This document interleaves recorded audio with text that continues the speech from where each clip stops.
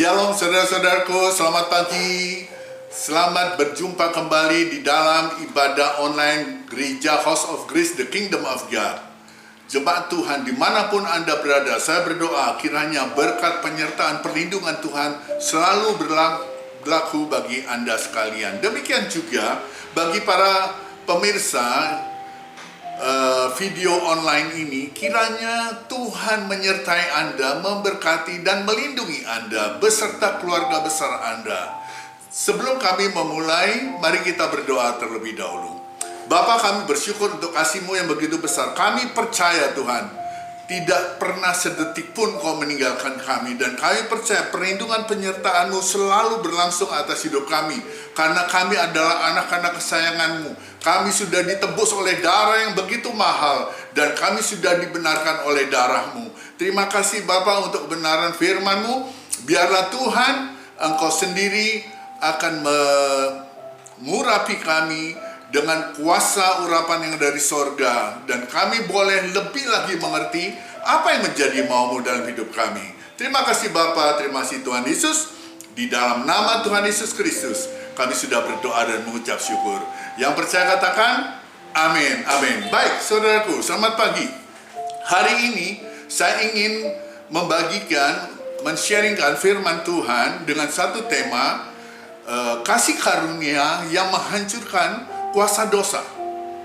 Nah, saudaraku, seringkali saya temui anak-anak Tuhan yang merasa tidak setuju dan sangat keberatan jika saya katakan kepada mereka bahwa ketika mereka sudah menerima Tuhan Yesus Kristus sebagai Tuhan dan Juru Selamatnya secara pribadi, maka segala dosa dan kesalahan mereka sudah dihapuskan dan dibayar lunas oleh Tuhan Yesus di atas salib di Golgota.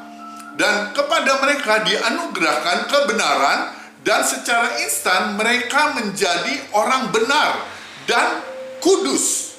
Perhatikan, secara instan mereka menjadi orang benar dan orang kudus melalui korban Kristus, tanpa sedikit pun andil dari perbuatan mereka.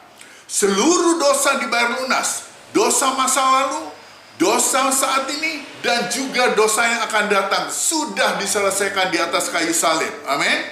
Jadi mereka hanya cukup bermodalkan dengan percaya, menerima semua itu, bahwa dosa-dosanya sudah dihapuskan.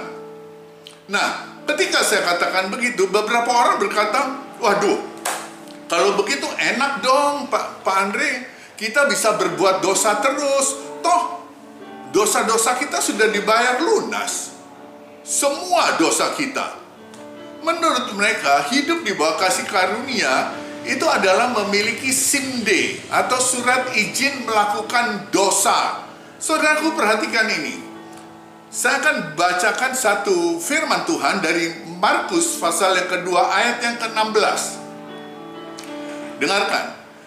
Pada waktu ahli Taurat dari golongan Farisi melihat bahwa Yesus makan dengan pemungut cukai dan orang berdosa, berkatalah mereka kepada murid-muridnya, mengapa ia makan bersama-sama dengan pemungut cukai dan orang berdosa? Nah, saudaraku, ini terjadi pada zaman Yesus. Ketika Yesus duduk makan di rumah Lewi, anak Alfeus, si pemungut cukai, kemudian orang-orang Farisi melihat dan berkata, mengapa Yesus makan bersama-sama dengan pemungut cukai dan orang berdosa?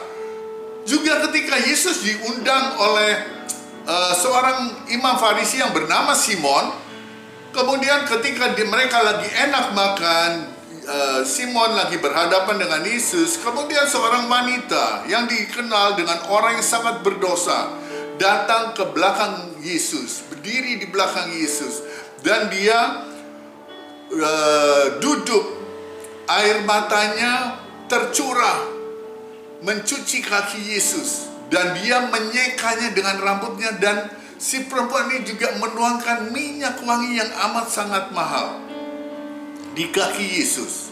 Kemudian Simon yang di depannya itu melihat.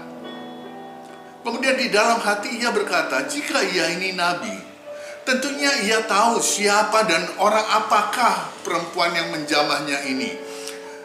Tentu ia tahu bahwa perempuan itu adalah seorang pendosa. Perhatikan saudaraku, Sepertinya mereka, orang-orang Farisi itu berkata bahwa Yesus berkompromi dengan dosa.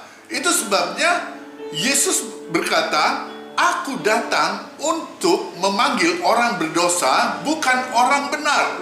Perhatikan, aku datang untuk memanggil orang berdosa dan bukan orang benar.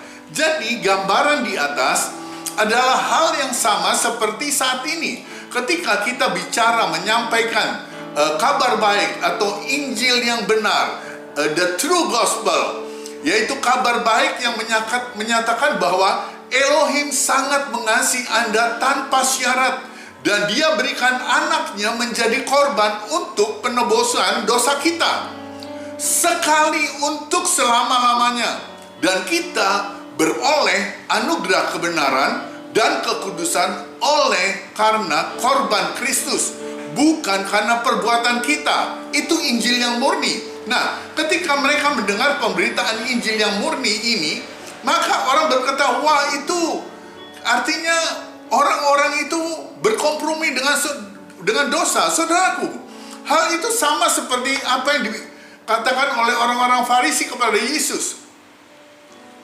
Perhatikan tadi, dengan demikian orang Farisi menganggap bahwa merekalah yang menjaga kekudusan, sedangkan Yesus tidak. Sehingga dia katakan, jika Yesus seorang nabi, bagaimana mungkin Yesus memberikan dirinya disentuh oleh perempuan berdosa ini, termasuk orang yang najis. Karena dosa, kusta, pendarahan itu hal yang najis. Saudaraku, iblis tidak akan peduli jika Anda memberitakan Injil yang campur. Dia nggak peduli Anda berbicara tentang Injil yang lain atau Injil yang tidak sejalan dengan Injil yang benar atau Injil kasih karunia. Tapi ketika Anda memberitakan Injil kasih karunia yang di dalamnya kebenaran Elohim dinyatakan, maka iblis menjadi kacau, dan lalu iblis berbisik kepada mereka, oh, lihat itu, Pastor Andre membicarakan tentang kasih karunia yang berlebihan dan membuat orang boleh berkompromi dengan dosa, alias boleh berbuat apa saja dengan dosa. Saudaraku, perhatikan, dengar baik. Itu sebabnya Yudas menuliskan hal ini. Kita akan baca Yudas pasal yang pertama, ayat yang ketiga. Saudara-saudaraku yang terkasih, perhatikan. Dengan sungguh-sungguh, Yudas tulis, dengan sungguh-sungguh, aku berusaha menulis kepadamu mengenai keselamatan kita bersama. Kemudian dia tekan lagi, aku perlu menulis hal ini kepadamu. Aku menasehati agar kamu berjuang. Di dalam arti kata berjuang ini, bukan kau berjuang untuk mempertahankan keselamatanmu, bukan kau berjuang untuk supaya engkau diperkenan Bapa, bukan itu, tapi engkau berjuang untuk memberitakan Injil yang benar, untuk iman yang pernah disampaikan kepada orang-orang kudus. Karena di ayat yang keempat dikatakan, karena ada orang-orang tertentu yang menyusup diam-diam di tengah kamu. Mereka itu yang sejak dahulu telah ditentukan untuk dihukum. Jadi saudaraku, ada orang-orang yang menyusup di antara kamu. Mereka itu yang sejak dahulu telah ditentukan untuk dihukum. Siapa mereka? Yaitu orang-orang fasik, atau dalam bahasa Inggris dikatakan ungodly men, yang menyalahgunakan anugerah Elohim untuk memuaskan nafsu birahinya, dan yang menyangkal satu-satunya Elohim penguasa dan Tuhan kita Yesus Kristus. Di dalam bahasa Inggris dikatakan, they use God's kindness as an excuse for sexual freedom. Wow. Mereka menggunakan firman Tuhan yang sudah diubah, menggantikan Injil kasih karunia untuk memuaskan hawa nafsu mereka. Dan inilah yang terjadi di zaman akhir ini. Mereka mencap bahwa oleh karena pemberitaan tentang kasih karunia, maka manusia boleh beroleh alasan menggunakan kebaikan Tuhan untuk melakukan dosa kebebasan seksual. Saudaraku, mari kita jangan berdebat tentang komentar-komentar mereka, tetapi mari kita kembali kepada firman Tuhan, bahwa yang dimaksud dengan menyalahgunakan anugerah atau menyalahgunakan kasih karunia, di dalam bahasa Inggris dikatakan who turned the grace, itu dalam terjemahan bahasa Yunani dikatakan metatifemi, artinya menggantikan kasih karunia dengan sesuatu yang lain untuk memuaskan nafsu birahi mereka. Orang-orang inilah adalah orang fasik, orang-orang durhaka yang menyangkal kasih karunia, yang tidak percaya akan karya Kristus di atas kayu salib.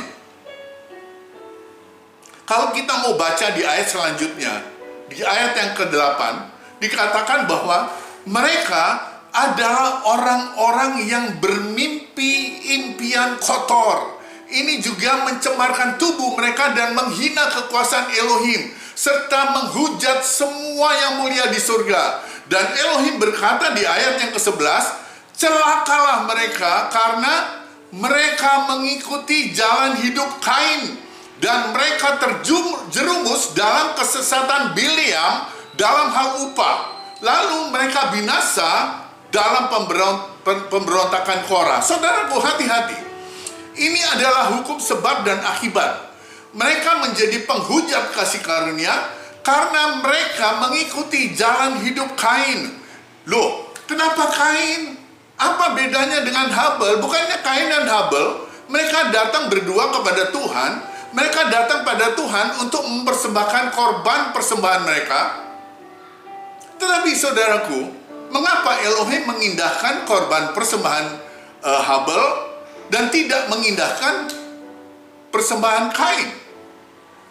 Perhatikan ini baik-baik.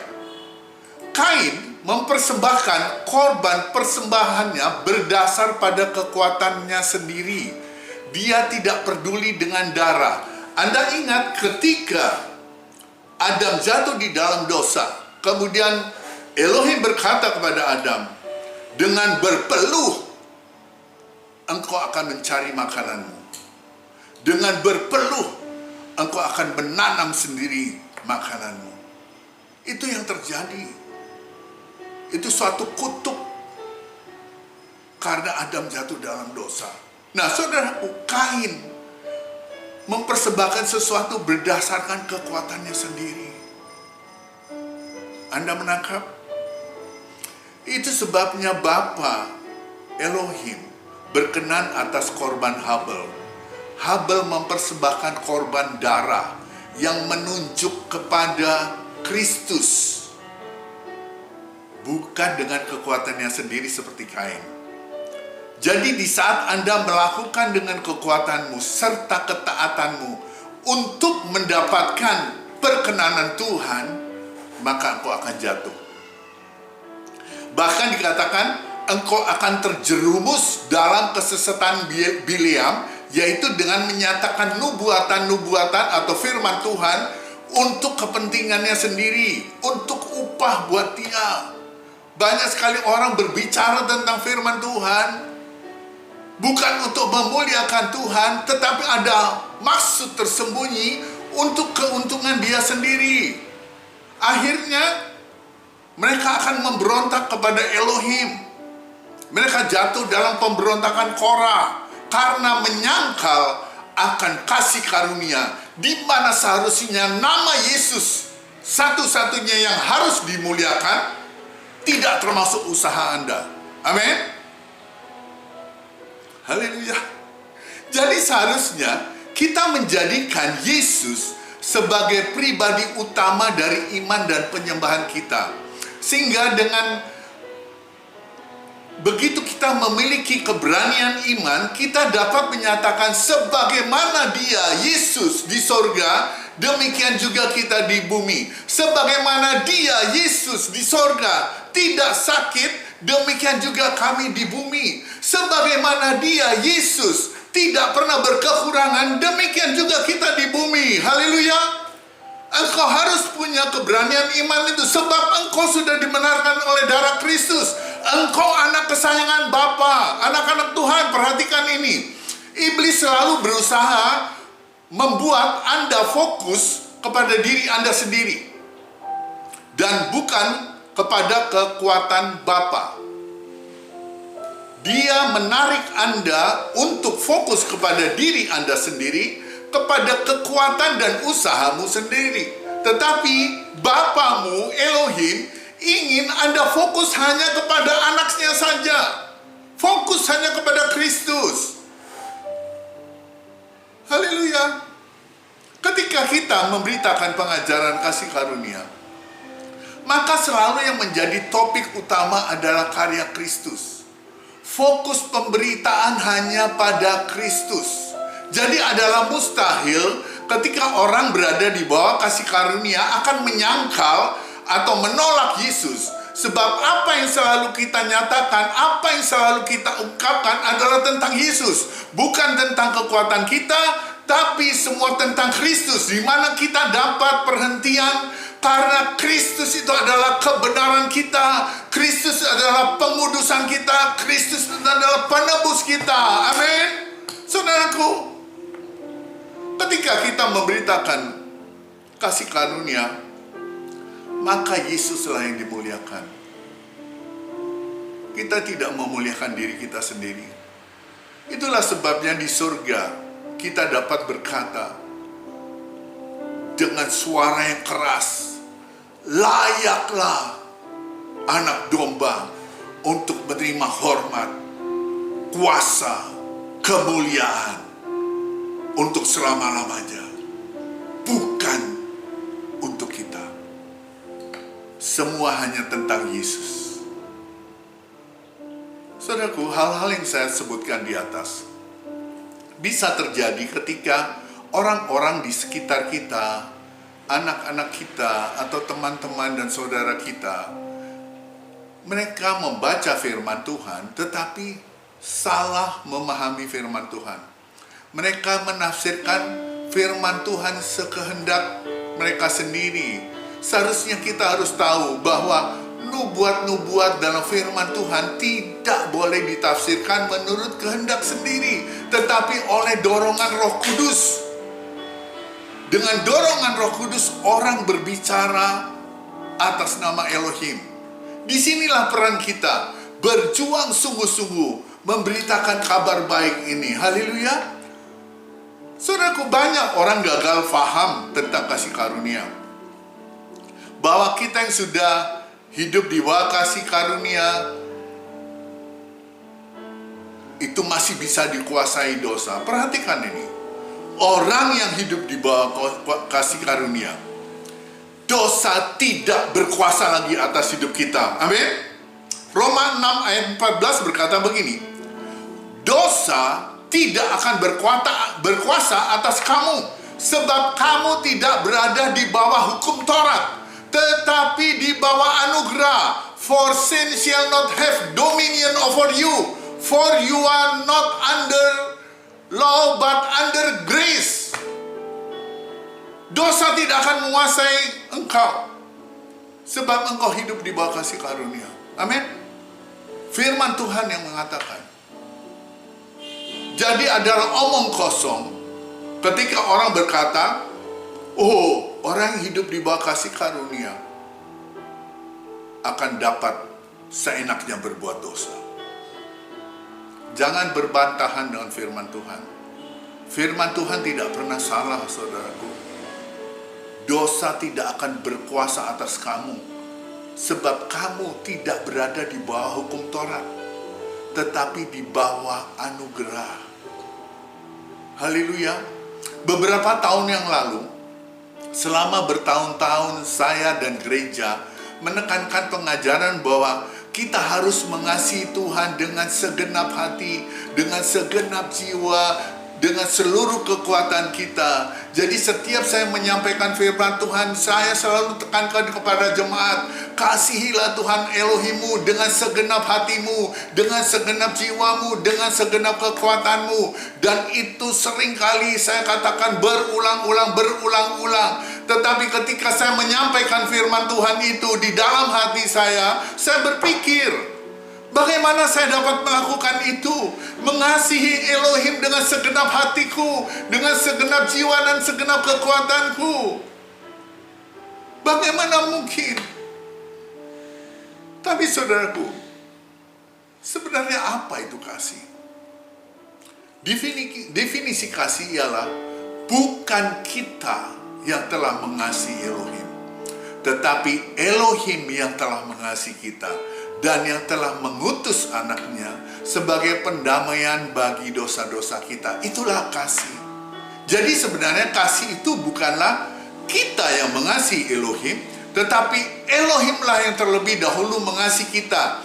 Kita tidak akan mampu melakukan untuk mengasihi Elohim dengan segenap hati, dengan segenap jiwa, dengan segenap kekuatan. Hasilnya pasti nol besar. Saudaraku, boro-boro kita mengasihi Elohim dengan segenap hati. Kalau anak kita sakit, kita sudah nggak ke gereja. Kalau ada cuan besar, persis jatuh hari Minggu, kita tinggalkan gereja. Kita bilang, ya gereja tidak akan pergi kemana-mana, gereja ada di situ. Dan kita tinggalkan. Apakah itu yang namanya kita mengasihi Tuhan dengan segenap hati kita? Saudaraku, jika kita membaca 1 Korintus 13, itu bukanlah definisi tentang kasih. Itu adalah gambaran atau penjabaran dari kasih. Tentang kasih itu sabar, kasih itu lemah lembut, kasih itu murah hati. Ketika hidupmu dipenuhi dengan kasih, otomatis engkau akan menjadi orang yang sabar, menjadi lemah lembut. Itu yang dimaksud, tapi itu bukan definisi kasih. Kasih adalah Elohim yang mengasihi engkau, bukan kita yang mengasihi dia. Itu sebabnya dia berikan anak yang tunggal. Dia mampu menunjukkan engkau tidak mampu untuk mengasihi aku dengan seluruh kekuatanmu, dengan segenap jiwamu, dengan seluruh akal budimu. Tetapi aku Elohim mengasihi engkau dengan seluruh kekuatanku, dengan seluruh jiwaku, dengan memberikan anakku menjadi korban di atas kayu salib untuk menebus dosa saudara dan saya. Itulah kasih. Amin. Engkau dibuat hidup. Yang tadinya engkau mati, engkau menjadi hidup oleh korban Kristus. Amin. Saudara, coba lihat. Selama kurang lebih 1500 tahun, bangsa Israel hidup di bawah hukum Taurat. Dan seluruh hukum Taurat tergantung pada hukum yang terutama, yaitu kasihilah Tuhan Elohimmu dengan segenap hatimu, dengan segenap jiwamu, dengan seluruh kekuatanmu. Ada yang mampu melakukan itu? Nggak ada. Bahkan yang terbaik dari mereka, yaitu Daud, pun gagal. Dan Elohim tahu, tidak ada seorang pun yang mampu melakukan itu. Di mana akhirnya Elohim menunjukkan sendiri kepada kita, dia turun ke dunia dalam Yesus untuk menunjukkan kepada kita bahwa hanya dia yang mampu mengasihi kita. Hanya dia yang mampu mengasihi kita dengan segenap hatinya, dengan segenap jiwanya, dengan segenap kekuatannya, dengan menebus kita di atas Golgota. Haleluya. Jadi inilah perbedaan antara orang yang hidup di bawah kasih karunia dan orang yang hidup di bawah hukum Taurat. Saudaraku, ketika bangsa Israel keluar dari Mesir, Anda tentu baru-baru ini membaca 600.000 laki-laki, tidak termasuk wanita dan anak-anak. Mereka keluar dari Mesir dengan membawa banyak rampasan emas, perak, kain, dan lain-lainnya dari orang Mesir. Elohim membuat orang Mesir bermurah hati kepada bangsa Israel, sehingga apa saja yang bangsa Israel minta diberikan oleh orang Mesir. Bangsa Israel keluar dari Mesir dengan tuntunan Elohim sendiri dalam rupa tiang awan dan tiang api. Mereka berjalan sampai ke tepi laut Teberau, dekat Pihahirot. Mereka sampai di sana, mereka bersungut-sungut. Elohim bukakan jalan dengan membelah laut sehingga bangsa Israel bisa menyeberang di tanah yang kering. 3 hari kemudian mereka sampai di satu tempat yang namanya Mara. Mereka kehabisan air. Kembali mereka bersungut-sungut. Lagi Elohim memberkati mereka, merubah air yang pahit menjadi manis. Dan baru Elohim beri makan dan air di Elim, di mana di sana ada 12 mata air dan 70 pohon korma. Kembali bangsa Israel bersungut-sungut. Mereka katakan, wah, seandainya kami masih ada di Mesir, mulut kami penuh dengan makanan, dengan daging. Bukankah itu satu hal yang kurang ajar? Tapi di situ pun Elohim katakan, oke, aku akan beri kamu makan mana dan burung puyuh setiap hari. Dan ketika mereka sampai di Rafidim, kembali mereka bersungut-sungut karena mereka kehabisan air. Apa yang terjadi? Elohim mengeluarkan air dari gunung batu. Begitu kasih Elohim terhadap bangsa ini. Mereka berjalan lagi sampai di kaki gunung Sinai. Saudaraku, sejak keluar dari Mesir sampai ke kaki gunung Sinai, bangsa Israel bersungut-sungut. Itu adalah dosa. Tetapi tidak satu pun dari bangsa Israel ini yang mati binasa. Karena mereka berjalan di bawah kasih karunia berdasarkan kebaikan, kesempurnaan, dan kesetiaan Elohim. Bukan berdasarkan kebaikan, kesempurnaan, dan kesetiaan bangsa Israel. Jadi bangsa Israel berjalan di bawah kasih karunia Elohim. Dan seandainya ketika mereka tiba di Sinai, mereka tetap mengandalkan kebaikan, kemurahan kasih Elohim, maka tentu mereka akan masuk tanah perjanjian juga dengan kasih karunia Elohim. Meskipun mereka tidak sempurna, meskipun mereka tidak setia, meskipun mereka tidak taat kepada Elohim, tapi Elohim tidak memperhitungkan berdasarkan kesempurnaan, kesetiaan, ketaatan mereka, tetapi berdasarkan kesempurnaan, kesetiaan Elohim. Amin. Nah, saudaraku, kita kembali sedikit. Perhatikan di Kejadian pasal 19. Ketika bangsa Israel berada di atas gunung Sinai, mereka berkata kepada Elohim, apa saja yang kau perintahkan akan kami lakukan. Bahkan mereka katakan itu sebelum hukum Taurat diberikan. Sebelum mereka tahu apa isi hukum Taurat, mereka sudah begitu pede menyatakan, apapun yang Elohim katakan, apapun yang Elohim perintahkan, akan kami lakukan. Tadinya saya berpikir, wow, ini luar biasa. Ini bangsa yang luar biasa. Tapi sejak saya mengerti kasih karunia, menurut saya itu suatu kesombongan, suatu kebanggaan diri. Mereka terlalu bangga akan kekuatan mereka sendiri. Yang tadinya mereka berjalan di bawah kasih karunia, sekarang mereka jatuh dari kasih karunia. Akhirnya Elohim memutuskan, oke, jika kamu mau aku memberkatimu berdasarkan ketaatanmu, berdasarkan kesetiaanmu, ini kuberikan 10 perintah Allah, 10 perintah Elohim. Dan apa yang terjadi? Di kaki gunung Sinai mereka gagal dan 3.000 orang mati. Perhatikan, apakah mereka mampu taat setelah mengandalkan kekuatan mereka? Itu justru membuat mereka jatuh, lepas dari kasih karunia. Dan akhirnya mereka hidup di bawah hukum Taurat. Mereka jatuh dalam penyembahan berhala. Galatia 5 ayat yang ke-4 berkata begini, kamu lepas dari Kristus jikalau kamu mengharapkan kebenaran oleh hukum Taurat. Kamu hidup di luar kasih karunia. Saudaraku, perhatikan baik-baik. Ketika engkau berusaha dengan kekuatanmu sendiri, mengandalkan kekuatanmu sendiri untuk memperkenan Bapa terhadap hidupmu, engkau keluar dari kasih karunia, engkau lepas dari Kristus. Kristus tidak berguna bagimu. Haleluya. Baik, saudaraku, coba perhatikan ini sungguh-sungguh. Perhatikan, ketika malam itu mereka keluar dari Mesir, mengapa mereka tidak membuat anak lembu emas? Begitu juga setelah mereka menyeberangi Laut Merah, mereka tidak membuat anak lembu emas.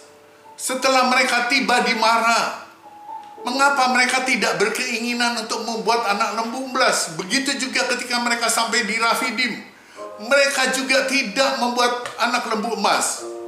Mereka punya banyak emas dari Mesir. Ketika malam itu keluar dari Mesir, mereka punya banyak emas. Tapi mereka nggak ada keinginan untuk membuat anak lembu emas. Tapi perhatikan, setelah mereka tiba di kaki Gunung Sinai dan mereka jatuh dari atau lepas dari kasih karunia Elohim, mereka memiliki keinginan membuat anak lembu emas. Saudaraku, perhatikan, di saat engkau jatuh atau lepas dari kasih karunia, maka dosa akan menjadi sangat menarik bagimu. Halo? Ketika engkau mengandalkan kekuatanmu sendiri dan engkau jatuh dari kasih karunia, dosa menjadi begitu sangat menarik bagimu. Tapi perhatikan, ketika engkau hidup di bawah kasih karunia, kekudusan menjadi sangat menarik bagimu. Haleluya. Amin. Haleluya. Wow, luar biasa, saudaraku. Jangan mengandalkan kekuatanmu sendiri. Jangan mengandalkan kekuatanmu sendiri. Karena begitu engkau mengandalkan kekuatanmu sendiri, engkau lepas dari kasih karunia.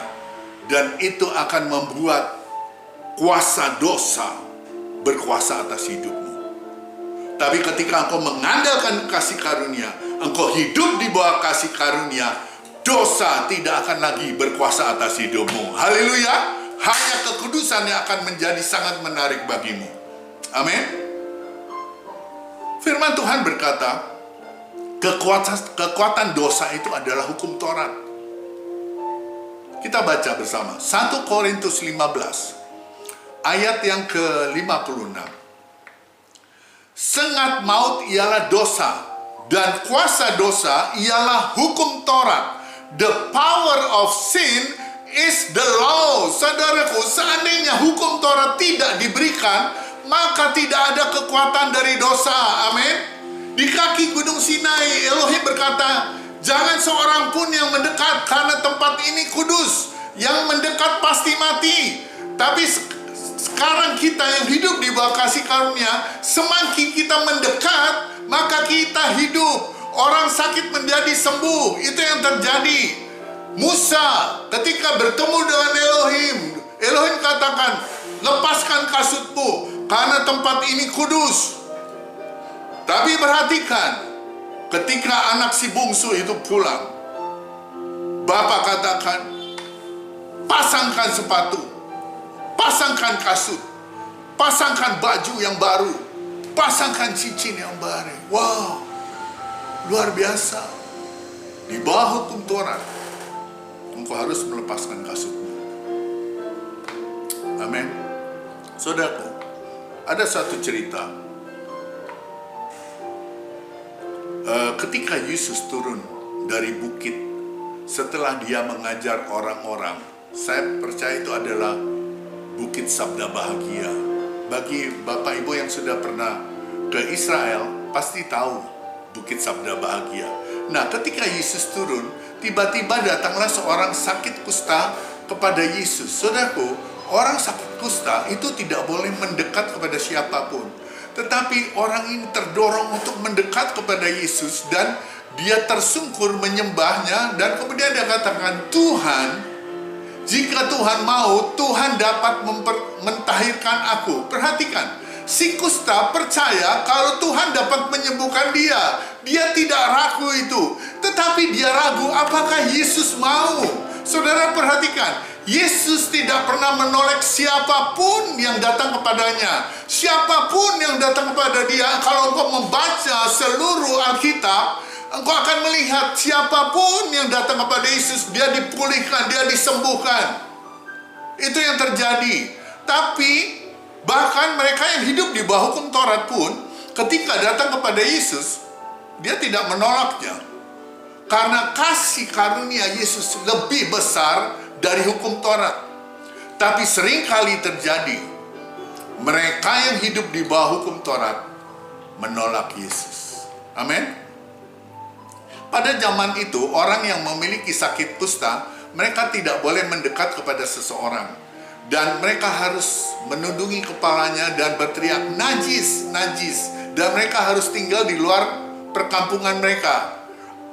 Bahkan ketika dia melihat anaknya, anak yang sangat dia kasih, ketika dia ingin memeluknya atau menyentuh anaknya, itu tidak bisa.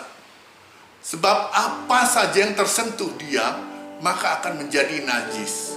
Dia menjadi seperti binatang yang najis. Tapi perhatikan, ketika dia datang pada Yesus, dia tahu Yesus dapat membuat dia menjadi tahir, menjadi sembuh. Lalu apa yang Yesus lakukan kepada si kusta itu? Ketika dia berkata, kalau engkau mau, engkau dapat menyembuhkan aku. Satu hal yang Yesus lakukan, dia menjamah orang itu. Dan dia katakan, aku mau, jadilah engkau tahir. Yang pertama Yesus lakukan adalah menjamah, membuat dia menjadi manusia yang utuh. Haleluya. Dan dia katakan, aku mau, jadilah tahir. Saudara perhatikan, sesuatu yang terkena hal yang najis di dalam hukum Taurat itu menjadi najis. Kenajisan di bawah hukum Taurat begitu menular. Tapi perhatikan, ketika yang najis bersentuhan dengan Yesus, ketika yang najis bersentuhan dengan kasih karunia, maka yang najis menjadi kudus. Wow, jadi di bawah kasih karunia, kekudusan itu menular. Jadi saudaraku, engkau yang hidup di bawah kasih karunia, yang sudah dibenarkan, dikuduskan oleh korban Kristus, yakinlah apa saja yang kau sentuh akan tertular menjadi kudus. Haleluya. Haleluya. Jadi saudaraku, banyak sekali saya melihat anak-anak Tuhan yang begitu pede, dan mereka dia sudah merasa mengenal Elohim karena berpikir bahwa mereka mendapatkan perkenanan Elohim dengan usaha mereka, dengan kekuatan mereka. Justru mereka akan jatuh dalam dosa karena dosa menjadi begitu menarik. Tetapi engkau yang hidup di bawah kasih karunia, maka kekudusan akan menjadi sangat menarik bagimu. Coba itu, engkau sendiri sudah mengalaminya. Ketika engkau hidup di bawah hukum Taurat, dosa itu kelihatan begitu atraktif, begitu menarik. Tetapi ketika engkau hidup di bawah kasih karunia, kekudusan itu begitu amat sangat menarik. Amin. Itu sebabnya saya katakan, orang yang hidup di bawah kasih karunia, hidupnya akan bergairah. Bergairah apa? Bergairah mencari Yesus. Bergairah hidup di dalam kekudusan Yesus. Itu yang mereka lakukan. Amin. Saudaraku, identitasmu, statusmu bukan dimulai dari starting point di mana engkau harus mengusahakan dengan bergantung kepada kekuatanmu atau usaha rohanimu untuk mendapatkan perkenanan Bapa, di mana engkau pasti tidak akan mampu. Tapi status identitasmu dimulai dari finishing point yang dilakukan oleh Tuhan Yesus di atas kayu salib. Di Golgota, di atas kayu salib, dia berkata, it's finished. Engkau sudah dibenarkan, seluruh dosamu sudah dibayar lunas. Engkau dibenarkan oleh karena anugerah. Maka engkau hanya menerimanya dengan iman, yaitu engkau yang sudah dibenarkan dan dikuduskan sekali untuk selama-lamanya. Engkau adalah kebenaran Elohim di dalam Kristus. Dan dari sanalah engkau melangkah dengan membawa anugerah kebenaran yang sudah Tuhan Yesus berikan. Dan engkau akan menjadi kitab yang terbuka orang akan melihat, wow, buahnya. Mereka melihat bagaimana hidupmu berubah. Amin. Saudaraku, Yesus sangat mengasihimu. Dia hanya katakan, pulang ke rumah. Mari datang kepadaku, hai engkau yang letih lesu dan berbeban berat. Aku akan memberikan kelegaan bagimu. Yesus sangat mengasihi engkau. Dia menunggu engkau pulang. Tanggalkan segala beban itu. Lepaskan hukum itu. Datang hanya kepada satu pribadi, Yesus. Pilihan ada di tangan saudara. Apakah engkau masih ingin dengan kekuatanmu sendiri, masih ingin berjuang dan berusaha hidup benar dan hidup kudus untuk mendapatkan perkenanan Bapa? Atau engkau yang sudah diperkenan Bapa, engkau datang kepada Bapa dan diperkenan Bapa, beristirahat di dalam kekudusannya, di dalam kebenaran yang sudah dianugerahkan kepadamu untuk selama-lamanya oleh korban Kristus. Jadi setiap pagi, ketika engkau bangun pagi, engkau hanya berkata, ini aku Bapa, aku adalah kebenaranmu di dalam Kristus. Tidak ada yang salah dalam hidupku. Aku adalah orang benar. Aku adalah anak kesayanganmu, anak yang sangat kau kasihi. Aku percaya tidak pernah sedetik pun engkau meninggalkan aku. Haleluya.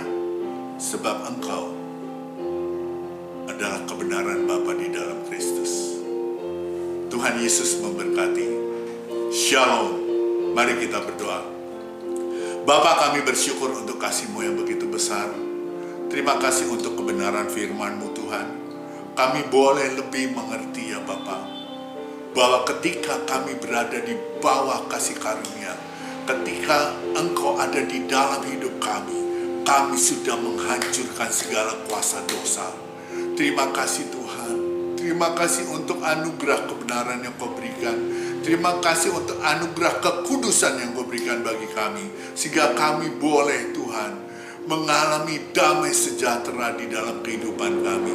Terima kasih Bapa. Di dalam nama Tuhan Yesus Kristus kami sudah berdoa dan mengucap syukur. Yang percaya katakan amin, amin. Nah saudara-saudaraku, jika Anda merasa diberkati oleh firman Tuhan ini, jangan lupa bagikan, share video ini untuk saudara-saudara dan teman-teman Anda yang lain, sehingga mereka pun boleh menerima berkat dari firman Tuhan ini.